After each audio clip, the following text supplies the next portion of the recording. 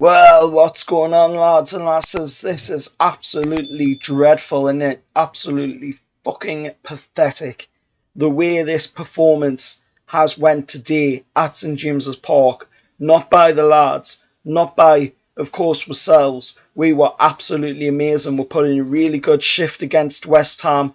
West Ham looked pretty lacklustre, in my opinion. They didn't seem to have much of a threat, and when they did get through, it was pure luck on their part for the goals that they scored. At least two of them shouldn't have stood in the game. Possibly three of them in the game shouldn't have stood. The penalty definitely shouldn't have stood. The first goal that they scored to reply to our goal on the 5th minute, that shouldn't have stood, in my opinion. Jared Bowen clearly offside, and the goal gets allowed. The second goal, dodgy as well, in my opinion, and then the penalty as well,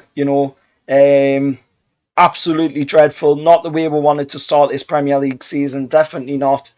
As you can see, I'm very pissed off with this whole performance from the referees. Martin Atkinson was absolutely dreadful today. He didn't put in a good shift at all in officiating this game. Peter Banks was absolutely dreadful, got the decision wrong on the penalty 100% in my opinion, and that has now put a dampener on our season from the off. We've got to go into the game against Aston Villa after this, second game of the season, with no points. We should be going into that game, with either a point or 3 points.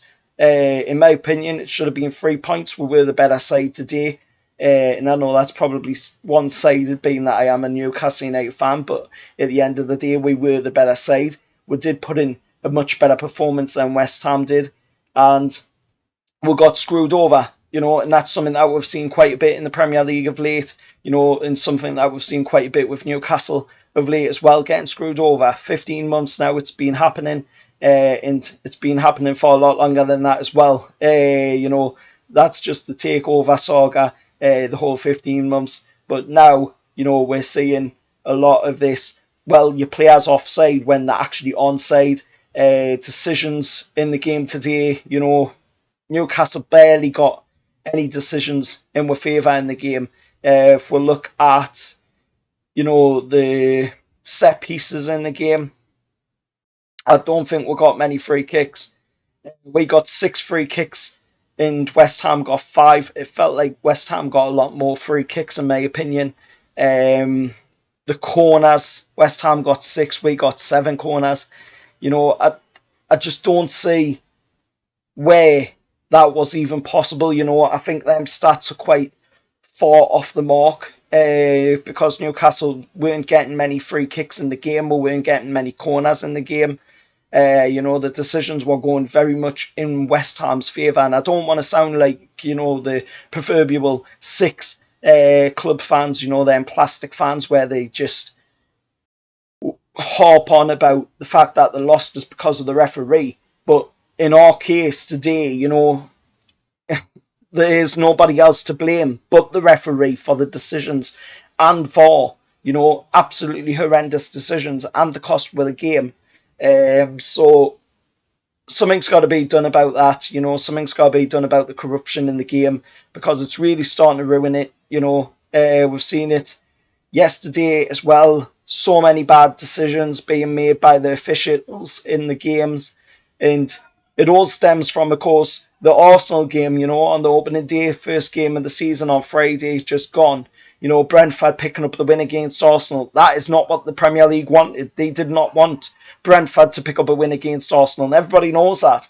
Everybody knows that they didn't want Arsenal, one of their favourite boys, being kicked down to the ground very early before the season's even started fully, so now it's starting to dampen across towards other teams like us, like it has done for quite a while now, and I'm getting very fed up with it, I've got to say. It was a really good match, and it was ruined by the officials once again. Absolutely horrendous officiating in the game, and it needs to be sorted now. But the scoreline does not, in my opinion, dictate the way the game played out. Newcastle were absolutely fantastic today. Maxi put in a really good shift. Wilson put in a really good shift. Every one of the lads today in a black and white shirt put in a really good shift. Even, John Joe Shelby, which if you've watched the channel for quite a while now, I'm not the biggest fan of John Joe Shelby. I've got nothing against him personally. It's just the ability on the pitch, when he's playing, he doesn't really put his all in. And even today, he put in a really good shift. And we still got screwed. We still got screwed over. So we'll have to see what happens going into the game against Aston Villa. But we do have, of course, the game against Burnley coming up in the League Cup. And that is going to be at St James's Park. So we'll see what happens in that one. Hopefully we can make it through the third round of the Carabao Cup. But even that, shows the corruption as well. The fact that only us and Crystal Palace were among the teams to get a Premier League team. The other Premier League teams all got easy teams. Arsenal even have to play this time in the second round because they're not in Europe, and they managed to get a draw against West Bromwich Albion, which we all know was favourably given by, of course, the people doing the draw, of course. But that's what it is. We're going to have to deal with it. This is corruption in football. It's not going away anytime soon.